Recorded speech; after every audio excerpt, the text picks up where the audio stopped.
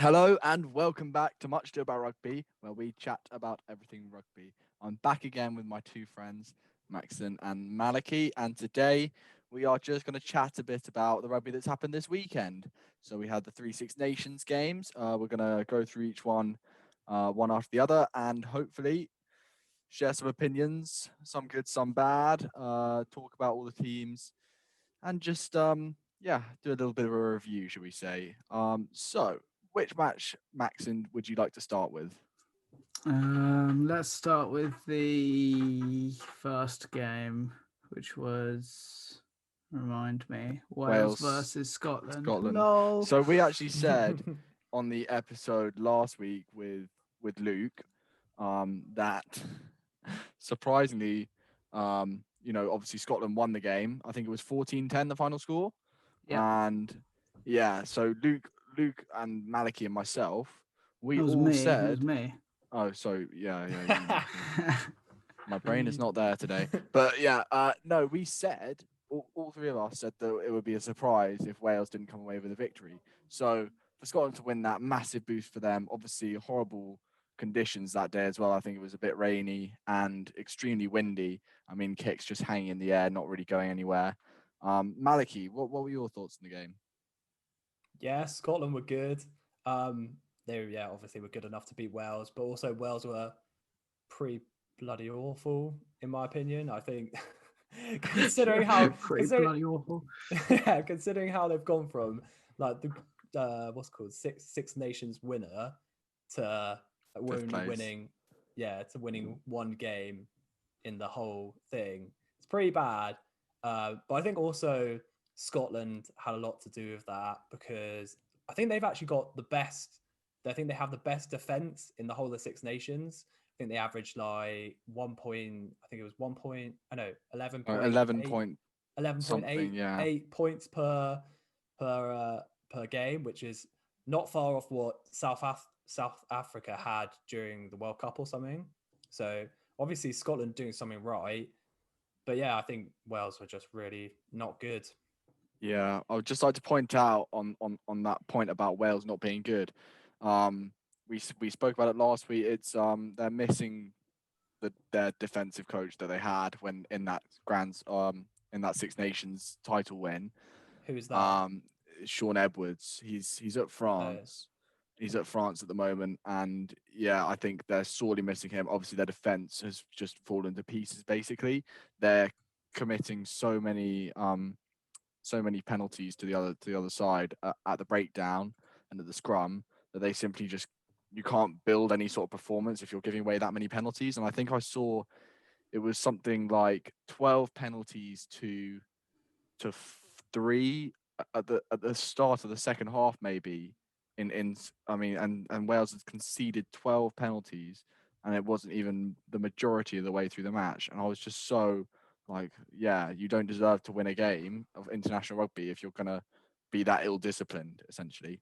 so do you reckon that's what's actually going wrong with them, their discipline, or do you think there's something else that they're just completely getting wrong as well? I think they're probably lacking a tiny bit of quality.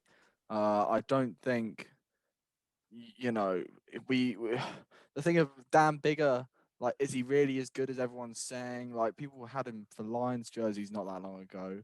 Um, has he ever really Yeah. shown himself in the Premiership, let alone on an international level, to be a class enough 10? I think they're missing Gareth Amscombe.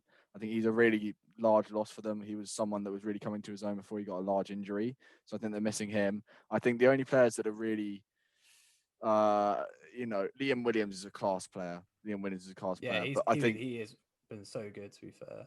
yeah, and he will be in a Lions jersey, I'm sure, when the by the time the tour comes around. I also think that Alan Wynne Jones, can we just pay a bit of credit to him because obviously he is now the most capped player in history, but and that is an amazing achievement, 149 tests, and I'm sure he'll go on to get a couple more in the Nations Cup that's up and coming. So, but at the same time, you think he's been in the team for so long, and is he actually offering anything anymore, or is he just there as like a because it's Alan Wynne Jones because he's a name? I Well, I'm not 100% sure. I From what I've seen in recent years, I don't think he's actually probably a good enough player to maintain that spot in the side when you compare him to other second rows in the world. You know, you got the likes of Johnny Hill and Maritoje who are playing for England. You got the likes of James Ryan playing for Ireland. Like all of these locks are in my opinion, just better players than Alan Wynne-Jones and players I would pick over Alan Wynne-Jones. So, you know, maybe they need a couple more new players coming through. You know, Louis Zamet possibly. They have Josh Adams on the wing, who's fairly new. They have Nick Tompkins. But in the forwards, they got Wainwright, but I don't know about the quality of the players that are coming through. I was just thinking with obviously the bit about Alan Wynne-Jones, it's obviously quite who I don't even know who the other second row for Wales is, but for him to get 100, Jake Ball, I don't know who he is. Yeah, but they're obviously they probably don't have that good depth in second row, or like have that quality in second row for him to be able to get. If you're saying he's not, if Alan Wynne-Jones isn't even like one of the best ever second rows, which some people do think he is. No, I think it's really good. But currently, I think in previous times he has proven himself to be a really good player. But I'm just thinking, you know, he's been on the scene since for so long now. Been on the top of that Wales pack and captaining the side. I just think they're thinking like who comes in that's as good. But at the same time, Alan Wynne-Jones probably isn't even playing that well. He's just there as a name now, possibly. Yeah, I mean, you have to remember his leadership skills as well. Yeah, I understand that's a part of it, but at the same time, like. But Ed, if you think about it, like, I don't know, when I was watching the game, I think where I think Wales lacked was they just didn't really have any direction. I felt, especially in attack, they were pretty dismal, not creative at all. And I think if you compare, I think it's less so to do with Alan Wynne-Jones in the pack, but more so about like who are the backline leaders who you can turn to and say, yeah, I know they're going to come up with something. Like I know if we're in attack, then that person's going to be a really creative player. Like Also, Dan Biggar can, sure, he can kick up bombs and regather the ball, but realistically, can he unlock a defense? I can't remember who was playing 12. Hadley Parks. Enough. Is he? I can't remember. I don't even but like, know. If you compare that to like any other of the sides in the Six Nations, it's like what the hell? Like England have Ford Farrell, Scotland have Finn Russell, France have Ntamack and Dupont, like all these really creative players who can actually like tear open defenses. Make something of nothing.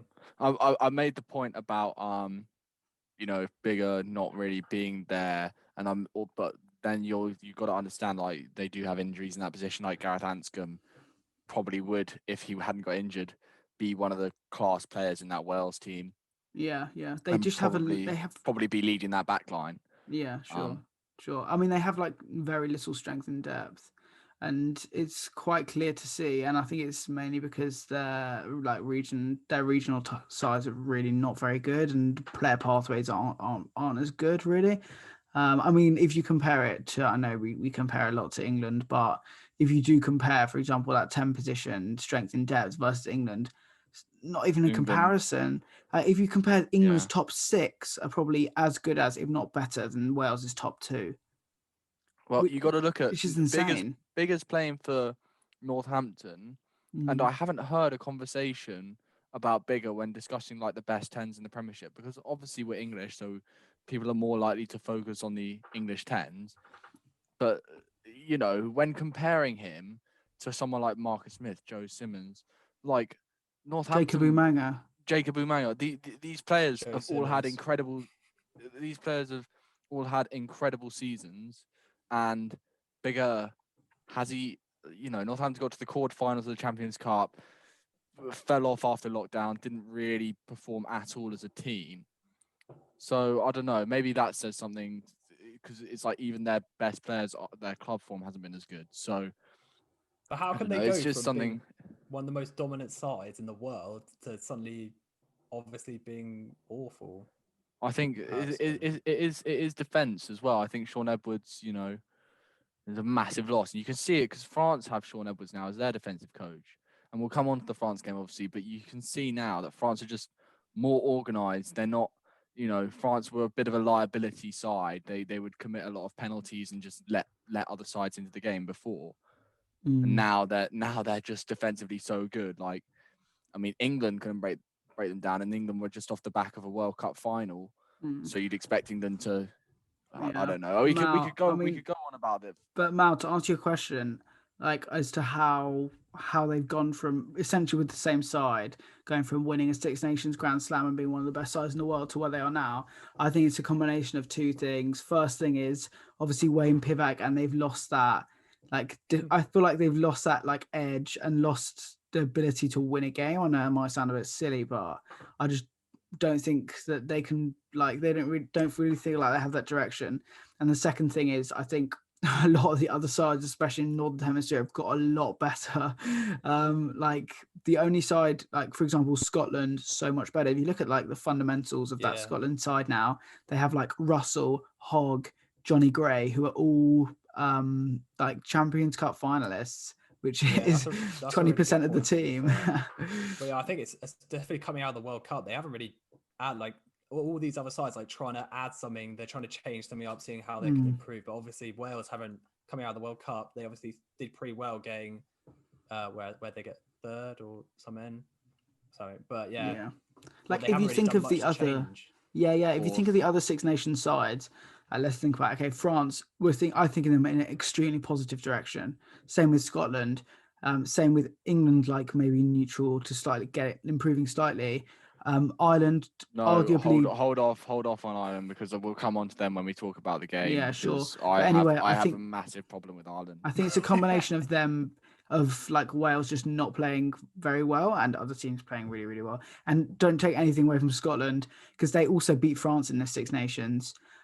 So they're seriously a force to reckon with. Helped by a red card, by the way, an early red card. Yeah, but still, I mean, you can only win what's in front of you, right, and beat what's in front of you. Yeah, true. So yeah, like obviously Wales with the loss, which we said would surprise us. It kind of has, but in some ways, like looking back on what we were saying in the previous episode, it makes sense. It makes sense. Scotland are on the up. Wales are on a bit of a downer at the moment. So yeah, I think 14-10 the final score in that one. Moving on swiftly to the second match of the day. And just to put it all for those people who might not know, England needed a bonus point win to be in contention to win the Six Nations. And in the final game, the France-Ireland match in Paris, France needed to win by a certain amount of points in order to win the competition with a bonus point, and Ireland needed to win by 6 points with a bonus point, I think. So it was all a bit confusing. It was all a bit confusing, but basically all the teams wanted to win so that they could win by as much as possible and win the Six Nations. So the first game that happened after the Wales-Scotland game was the England-Italy match. Yeah, I think the final score was about 42-5.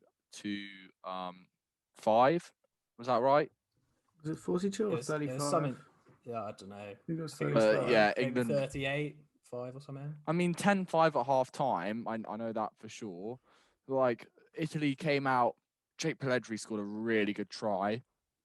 Ben Young's getting his 100th cap, scored a nice try. Farrell making a nice break, giving the ball back on the inside to Youngs on a great support line, like all scrum half should. Thought Youngs had really strong. Thought Youngs had a really good game.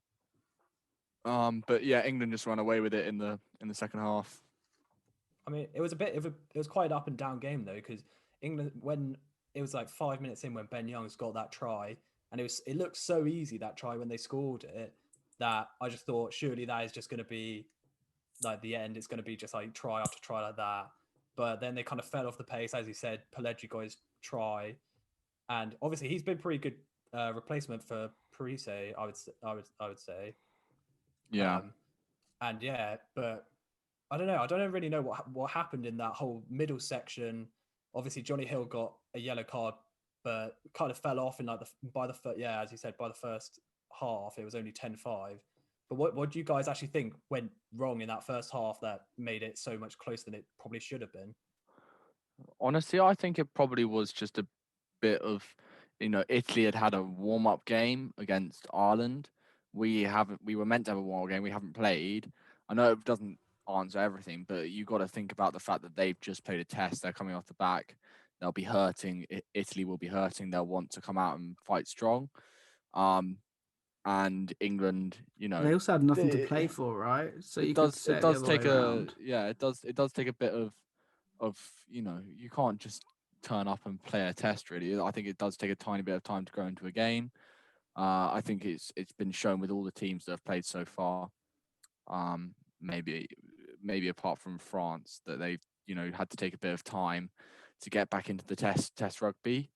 So I think that might have been one reason for England being slow. But then again, I think maybe we came into the game thinking that it would be a bit easy after seeing Italy lose to Ireland by so much. Maybe we were just in the wrong mindset and we needed a bit of a bollocking at half time from Eddie Jones.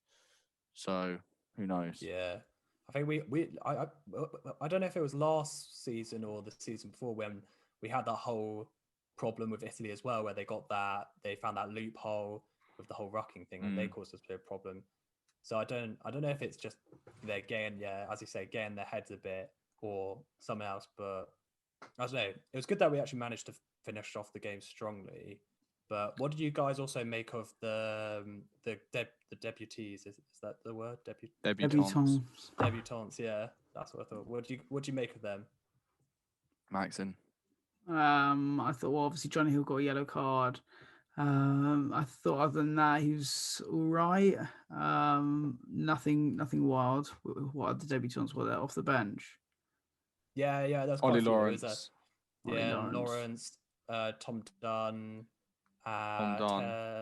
and there was There was Did one you more. I'm guys pretty see sure there's- the video of Tom Dunn crying down the phone Yeah. after? Oh, Yeah. my G. He was Hit only me on right for in a the minute, but field. it meant Yeah. yeah. Minute and a half. You Obviously, think it was Eddie Jones, gas. if we're a few points up against Italy, surely get him on for at least like a 10 minute. Who's this? 10 Ollie minute Lawrence? slot. Nah, No, Tom well, Tom Dunn, come I on. think Jamie George kind of was waiting on the sideline for a good 5 minutes or something, and Jamie George just wasn't coming off. I think he was getting into the scrums, and Tom Dunn was just waiting on the sideline. Please. and it was Jamie George's 50th cap, so he probably wanted to play the whole game. Yeah.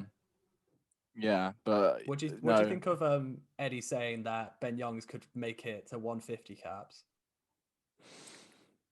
I mean, I judging by the way that Ben Youngs played, I don't really mind. I think the fact that he works with Farrell so well, or Ford for that matter, I think it just, he doesn't really let us down. I think there have been times in the past where I've thought that Ben Youngs passes really solely from the rucks. He's a bit frustrating to watch, but as far as I'm concerned, he's been a really good player, really consistently good player for England for obviously a long time now. So there's no reason for him to lose his spot just yet. He's also been carrying Leicester basically since lockdown, almost single-handedly.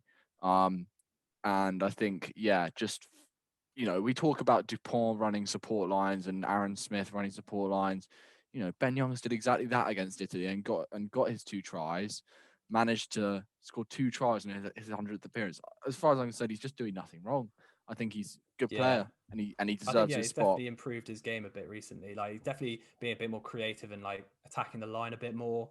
Obviously 2 tries, and he got a few tries like that in the World Cup as well. So I think he's definitely upped his game a bit. Because I remember us I don't know, maybe the beginning of the pod or like even before we started the pod, we never really rated him that highly.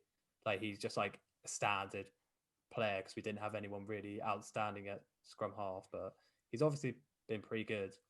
But I don't know if it'll get to 150, but 100 is pretty good. 100's really good, impressive. Only the second English player to do it, obviously after Jason Leonard. So seriously impressive. Mackie, any thoughts on anyone else? I mean, I have a couple of players, but I thought I'd ask you first. Do you want to talk about George Furbank? Yeah. What does he offer?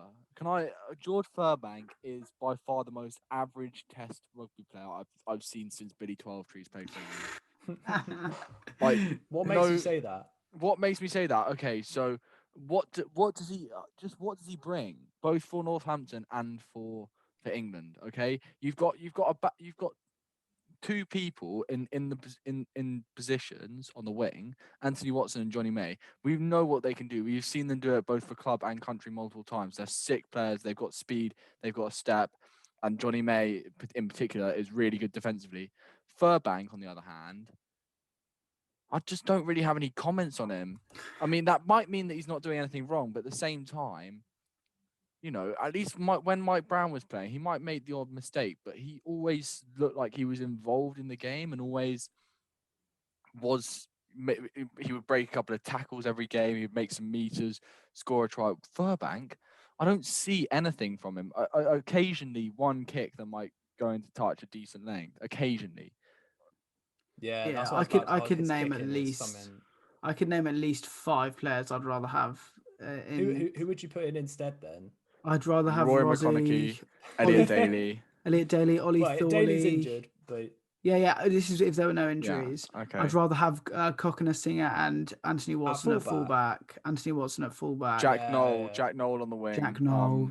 Rory McConaughey on the wing, or Rory McConaughey at fullback. Rory McConaughey at fullback. That's his original position. You know, there's just a ton more higher quality players essentially than Furbank, and I want to know what Eddie Jones is thinking in putting him in. Well, it would be interesting because maybe Eddie sees something in Furbank that we don't, but it seems to be the general consensus on any forum that I look on any Facebook page and any YouTube comment section.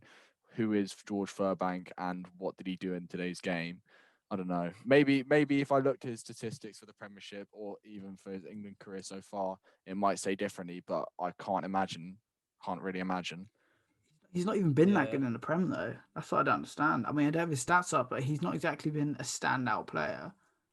He's not in. You wouldn't say, "Oh, George Furbank is a form back 3 in the Prem." Yeah, maybe exactly. He's looking for someone consistent to fill the gap, like someone who's going to be consistent and he can have. But then he can also build on it because I think Furbank's fairly young, but yeah, if he's being consistent, or maybe he's just experimenting, trying to see what works. There's young fullbacks who are way better than Furbank, like Max Malins. Thank you. And Malins. Can he experiment with anyone else? Can he please just experiment with someone else? But he's only had. This is only like Furbank's second cap, isn't it? So maybe he's trying to give him a couple chances, and then he'll give some other players a chance, like Malins, and we'll see how that goes. But as far as Furbank, I mean, he's not. Yeah, as you said, he's not doing anything wrong. Can we just compare him to the other fullbacks of World Rugby? One of whom I'm going to come on to later when we talk about the Ireland game. But like Boutier is a class fullback for the French, super reliable, makes breaks, scores tries, makes the right decisions, offloads, passes, does all of that. Every time I've watched him play, I've been really impressed with him. Played really well against England, played seriously well in the match against Ireland yesterday. Then you talk about someone like Liam Williams, who has played fullback for Wales, seriously good player again, proven himself time and time again on the international level. Lee Halfpenny, proven himself. He offers goal kicking, which is something that a lot of fullbacks don't offer. He's also solid defensively and can sometimes do something in attack. I mean, we've seen that. He's an older player now, but on the Lions tour, scored a couple of tries on that. You've got Stuart Hogg, and you're comparing Furbank as an England international fullback to these guys, and I just don't see it. There are so many more players that could be comparable if given the chance in an England shirt to those quality players, because they've been proving. So would you put Daly instead of him? I think Daly's. Not a massive fan of Daly. I used not to be, but I think it took him a while to get used to the fullback role. Daly is a solid player, and he's also quick and offers a lot more in attack. And he also offers kicking long range. So that that's already more than I can say about Furbank. Already, like Daly's attack is so sick. Yeah, he's rapid.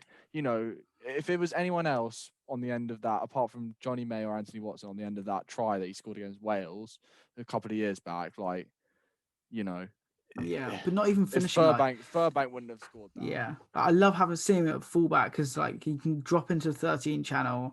His passing is sick. Like he runs those like arcing lines and always gets 2-on-1s on the outside, and it's actually it's just come pretty back, Elliot. overpowered. Come back. Come back. Yeah. Like if you have How long is he Farrell, out for? also Farrell at 10, not that long. I think it was just a niggle. But like if you have Farrell at 10 or 12 as well, they obviously play with each other at Sarries. Elliot Daly plays fullback at Sarries, and just it's not really fair. Connections. Yeah, connections. Who else? Billy V. Not really that impressed. I still think someone else needs to be given a chance. I saw one shout earlier on a forum saying that Jack Willis should play 8 and we should have the same 6 and 7. Interesting decision. Not sure I'd go with it, but there's got to be. Yeah, I'm not sure about that. You've got Don Brand. You've got people who are playing well for club, and I think in a match against Italy, especially, maybe should have been given a chance. Yeah, Don Brandt for sure should be given a shot. Like he's carrying games mad, and I think if Billy's continues not having amazing form, then it's worth he's just so reliable though. Like his hands and like as a ball, he's a better ball player than Don Brandt by far. I think Don Brandt's proven himself to be a really good ball player. Yeah, No, Don Brandt's so young. Like he's only Vunipola. going to get better with more experience. And he's been good in the Prem, but he hasn't been like exceptionally good. But that is because but for his age and the amount of I don't know if this is first or second season in the Prem. Like he's been for that amount of time he's been playing professional rugby. He is pretty good. Yeah, I know. But there's a lot. I'd definitely put at least 2 or 3 back rows ahead of him to get an England cap. To play 8. To play 8, yeah, because I'd rather just put Tom Curry at 8 and then what about Sam test out Simmons? 6 and 7s. Yeah, Sam Simmons. I think he's played exceptionally well. Yeah, and I like, think he deserves a chance ahead of Don Brandt. Yeah, that's fair. That's fair. But Eddie is building the squad for the next World Cup cycle. Like he is obviously thinking within the 4 years who are going to be players who are going to be by that time are going to be hitting their peak form, and obviously he needs to try get them as much experience as they can internationally. And I don't know, obviously Eddie just doesn't see something in either the Simmons brothers because I think just going back to the difference between Simmons and Don Brandt and Vunipola, like Don Brandt and Vunipola are quite like for like. They're big ball carriers, whereas Simmons is more pacey and kind of, more likely to gas someone basically than Billy V or Don Brandt, I'd say. So they are different players in that sense as well. So it depends what Eddie Jones wants from his number 8. But even so, I think Billy Vunipola is still different to Don Brandt. Because, like, if you give Billy Vunipola, like, from a standing start, this is why I like Billy Vunipola, because, like, if he gets shit ball at the back of a scrum and he picks it up, he's going to be able to stand his ground. But Don Brandt, the reason Don Brandt's such a powerful runner is because when he's running at speed, he's really quick and big. So he'll actually, like, he'll just, like, truck people. But, like, at the back of a scrum, or like from a standing start, you need someone who can like take the hit. And I just feel like in the international stage, I'm just not convinced. Power. It's fair. I think I'm just worried about Billy V becoming a bit of a liability. I think that's what some people have described him as in the match, especially the first half, on yesterday. So I think that's just what I'm worried about a bit. But obviously, you can't judge someone on one horrendous game. So we'll see. Obviously, Billy will probably start the next few games in the Nations Cup. So we'll see what happens, and if Eddie does make any changes, it'll be interesting. Later. Will it still go on if there's lockdown? Yeah, probably. They'll still have Premier League fixtures, so they can't. Will they? Yeah, they're still gonna. Well, there's no plans to stop the Premier League. If there was, surely it'd be all over BBC Sport. But we'll bear it in mind. We'll keep an eye out. Fingers crossed. Yeah.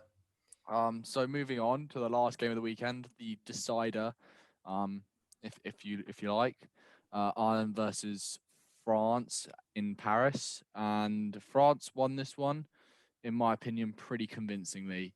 Like there was a bit of worry for me at the start, the first 20 minutes. Ireland came out quite strong. Then we got the final score for that game.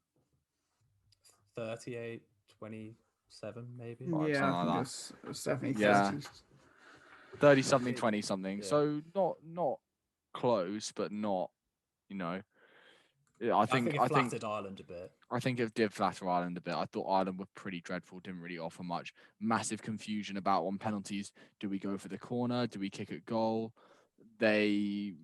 Paul O'Connell, I think Ireland went in to half time at 17-13 down, I think. And Paul O'Connell in the studio on ITV said the comment, I think Ireland will be happy. And I was like, if your team is happy going into the dressing rooms when you're losing a game at half time, you shouldn't take a long hard look at yourself. Yeah, literally. I was like, you're happy. I mean, yes, you're away from home. Yes, it's still a very close game all to play for. But did he not mean that because they were getting dominated so hard that he's happy there wasn't more? I don't think they were getting dominated that hard. I thought, both teams had yellow cards in the match. Both, I just think France they outplayed them in the moments that it mattered. But that's not to say that Ireland didn't have opportunities to score and opportunities to possibly push on and win the game. It's just I don't think Ireland have. Okay, I'm going to move on because I want to talk about Jacob Stockdale now before I forget to, because he is not a good player anymore. There was a time when he was good, and yet, okay, one try at the end, one breakaway try does not make you a good player. It doesn't. It wasn't even a good try. He had. I know I just said you can't base a player on one horrendous game, but even against Italy, I thought he was pretty horrendous, like not offering much for a good year. And this game just summed him up basically for me. He dropped everything. He didn't offer anything. Every time he got tackled, he would drop the ball forward. Anytime the ball was kicked to him, he would wait for it to bounce, knock it on, do something if the ball was past him. I don't know. He just made so many errors. And I just think Ireland they can't really wait to have Jordan Lama back, even though he's not the best player in the world. Why are they playing Stockdale 15? Do they just not have anyone else who can play 15 to a decent level? Because I think even Stockdale's not completely lost his touch to the 2018 season, but even I think he's better at on the wing than he is at 15. 100%. I think he would get a bit more freedom, a little bit less pressure if he was on the wing, which is what he was enjoying beforehand. What has happened to Ireland? Like ever since they beat the All Blacks in the US, it's kind of just been like they're not as good as everyone thinks. They're not as good. They were so good though. They were so good. They thrived under Joe Schmidt. But since I don't really know what's happened to them. I think they're just lacking something. I think Sexton and Conor Murray aren't as good as they were. I think.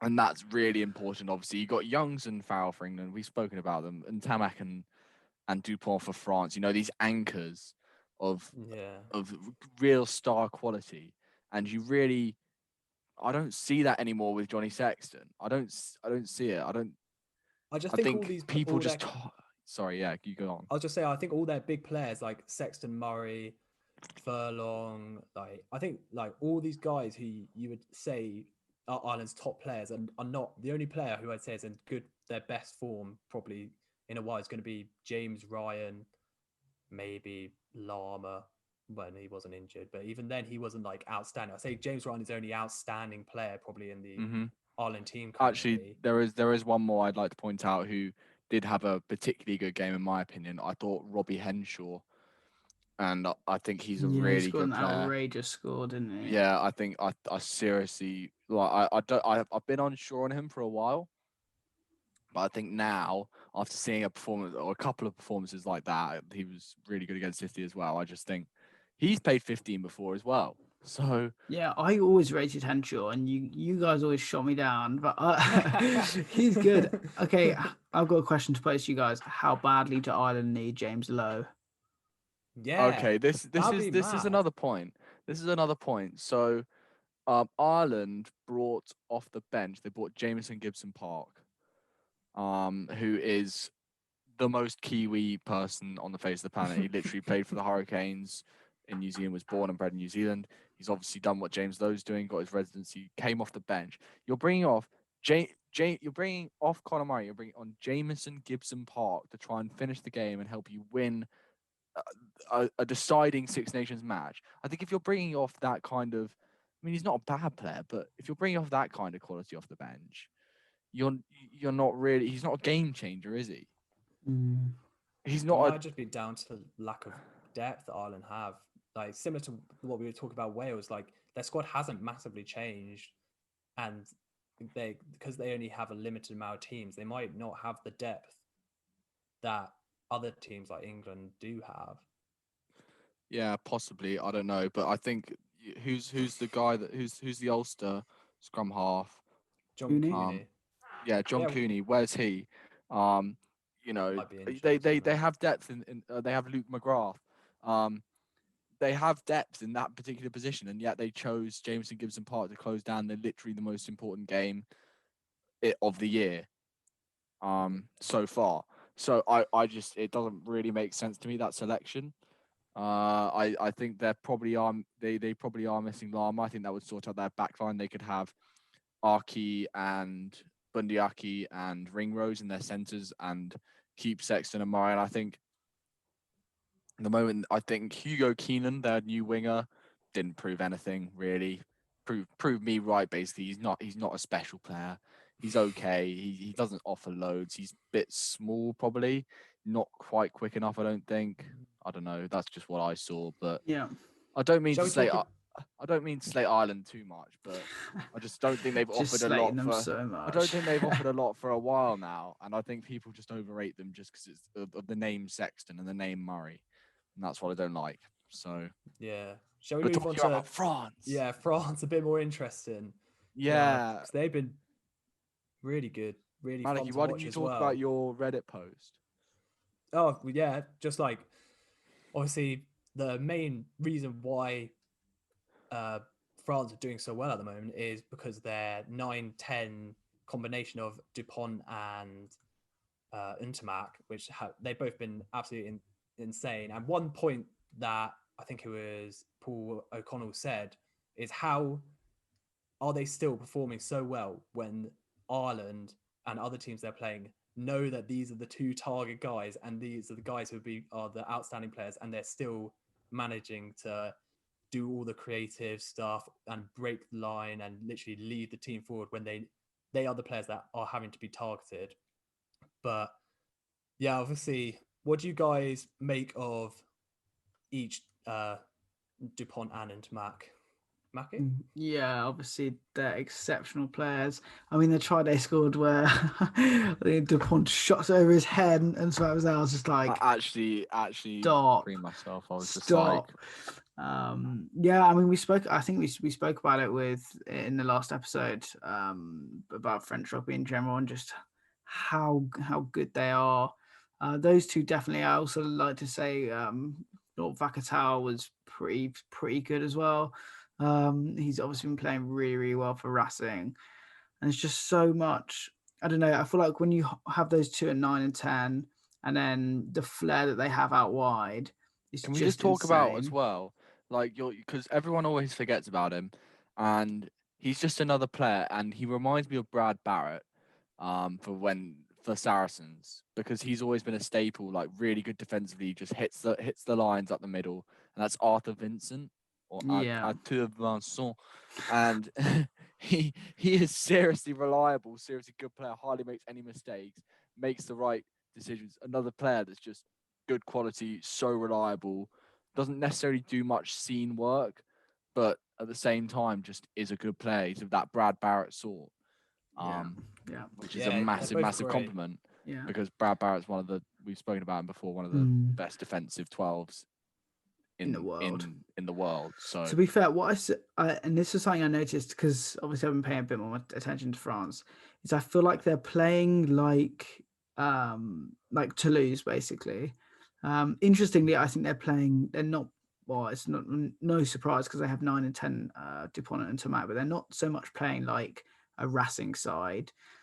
It's like they're obviously fundamentally off the back of their pack of absolute beasts. Yeah, Sean Edwards in defense. Sean Edwards defensive coach, actually, he's done a job.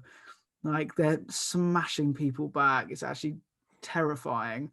And then it just gives like Dupont and Ntamack front foot ball. They just feed like Vakatawa, all these players that back Yeah. three players outrageous. Similarly with Toulouse, they play a similar game plan and then they just feed Colby in any kind of space and he scores.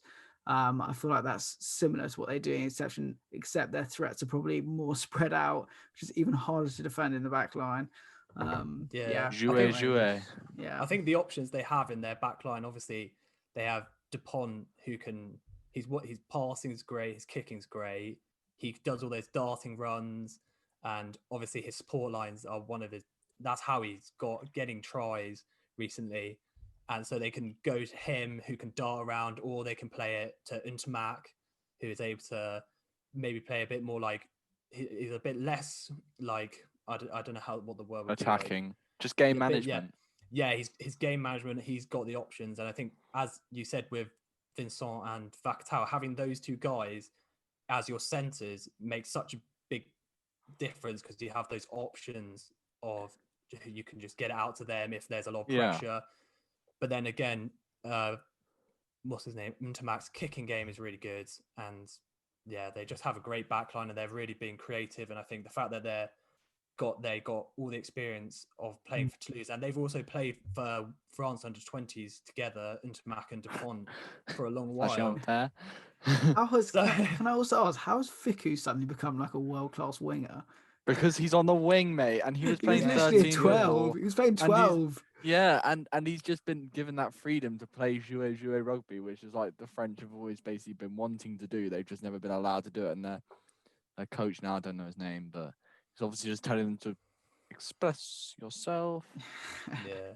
Let the forwards absolutely dominate the other pack and then just feed the insane backline. That guy Willemse is scary. Also, Charles Oliver is actually terrifying. He scored that try against England, and like he can't run very quickly, but like I would not want him to. He's actually massive.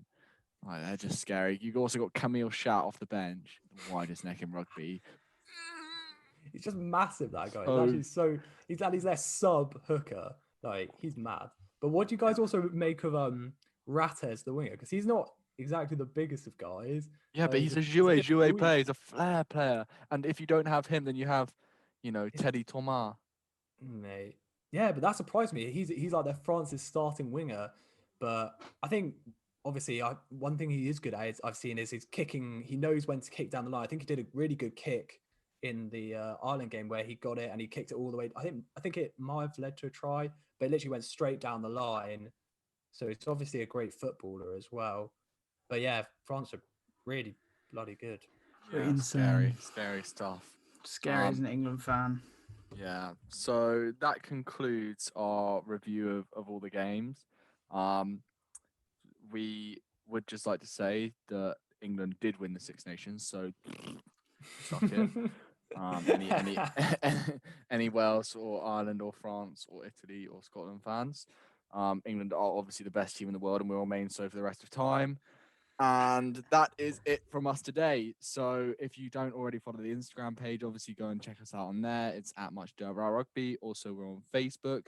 You can find us, all the episodes, on Spotify and Apple Podcasts, as well as more recent episodes on YouTube, along with all clips if you don't have that much time to watch those episodes in full, obviously. That will conclude the episode. So thank you very much for listening. We've been Much Ado About Rugby, and we'll see you in the next one. Bye. Rugby.